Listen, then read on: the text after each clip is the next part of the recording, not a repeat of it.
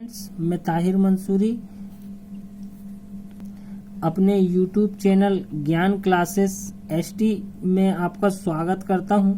आज हम कक्षा 12वीं विषय लेखा शास्त्र के इकाई 4 के अति लघुत्तरी और दीर्घ उत्तरी प्रश्नों को हल करेंगे।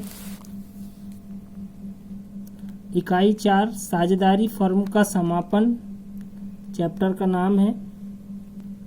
इसमें लघु उत्तरी प्रश्न 6 दिए गए हैं, जिसकी शब्द सीमा 75 शब्द है और दो आएंगे केवल 3 अंकों वाले। तो पहला प्रश्न है, न्यायालय फर्म का विघटन किन दशाओं में कर सकती है। तो आइए देखते हैं। तो उत्तर में पहला पॉइंट आएगा साझेदार का पागल होना। यदि कोई साझेदार पागल हो जाता है और ऐसे में साझेदार का कोई हितैषी या कोई अन्य साझेदार न्यायालय को सूचित करता है तो न्यायालय फर्म के समापन का आदेश दे सकता है। दूसरा है साझेदार का दुराचारी होना। वाद प्रस्तुत करने वाले साझेदार के अलावा अन्य कोई साझेदार दुराचारी का दोषी है जिसका असर व्यवसाय के संचालन पर बुरा पड़ेगा तो न्यायालय फर्म के समापन का आदेश दे सकता है। तीसरा पॉइंट है व्यवसाय में स्थायी हानि।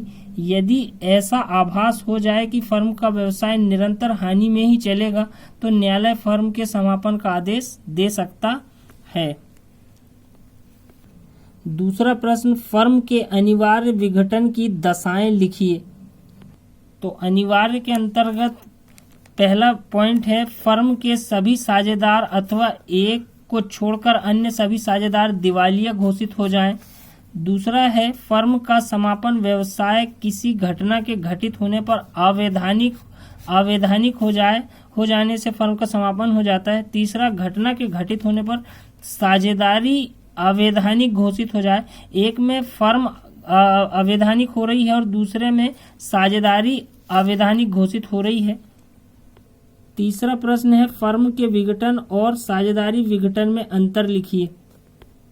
साझेदारी का समापन, इसमें पहला अंतर का आधार संबंध है। इसमें एक या दो ही फर्म से अलग होते हैं साझेदार, अर्थात पूरी फर्म चलते रहती है। इसमें सभी साझेदार का आपसी संबंध समाप्त हो जाता है, अर्थात फर्म पूरी तरह से बंद हो जाती है। दूसरा है व्यापार की समाप्ति। इसमें व्यापार का समाप्त होना आवश्यक नहीं है, इसमें पूरा व्यवसाय ही समाप्त हो जाता है। तीसरा विघटन, साझेदारी के समापन के लिए फर्म का समापन आवश्यक नहीं है और फर्म के समापन के साथ साझेदारी अनिवार्य रूप से समाप्त हो जाती है। चौथा प्रश्न, वसूली खाता एवं पुनर्मूल्यांकन खाता में अंतर लिखिए। पहला अंतर का आधार है बनाने का समय। वसूली खाता फर्म के समापन या विघटन के समय बनाया जाता है और पुनर्मूल्यांकन खाता, यह खाता साझेदार के प्रवेश, निवृत्ति या मृत्यु होने 3 स्थिति में बनाया जाता है। ये दूसरा है लाभ हानि का बंटवारा। वसूली खाते के लाभ हानि को समस्त विद्यमान साझेदारों में बांटा जाता है।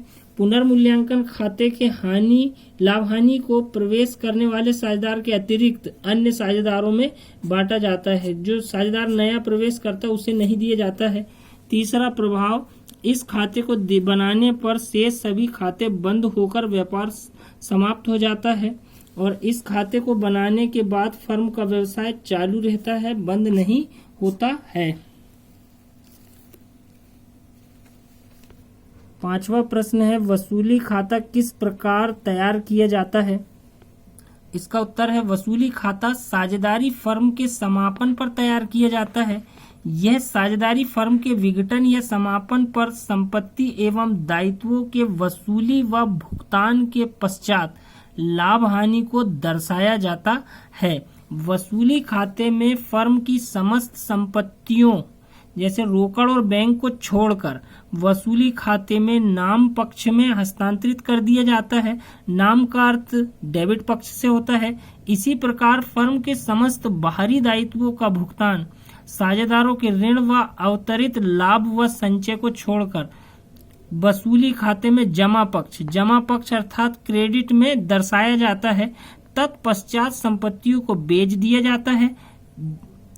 किसी राशि को जिस राशि को वसूली खाते में जमा पक्ष में दर्शाया जाता है। छठवां प्रश्न है फर्म के विघटन के कारण लिखिए। तो पहला कारण है निश्चित अवधि। साझेदारी का गठन किसी निश्चित अवधि के लिए किया गया और वह अवधि पूर्ण हो गई हो। दूसरा है विशेष कार्य। किसी विशेष कार्य को पूरा करने के लिए फर्म की स्थापना की गई हो और वह कार्य पूर्ण हो चुका हो तो साझेदारी फर्म का समापन हो जाता है। तीसरा है साझेदार की मृत्यु। यदि किसी कारणवश साझेदार जब किसी मुख्य साझेदार की मृत्यु हो जाती है तो फर्म का समापन हो जाता है। चौथा साझेदार का दिवालिया होना।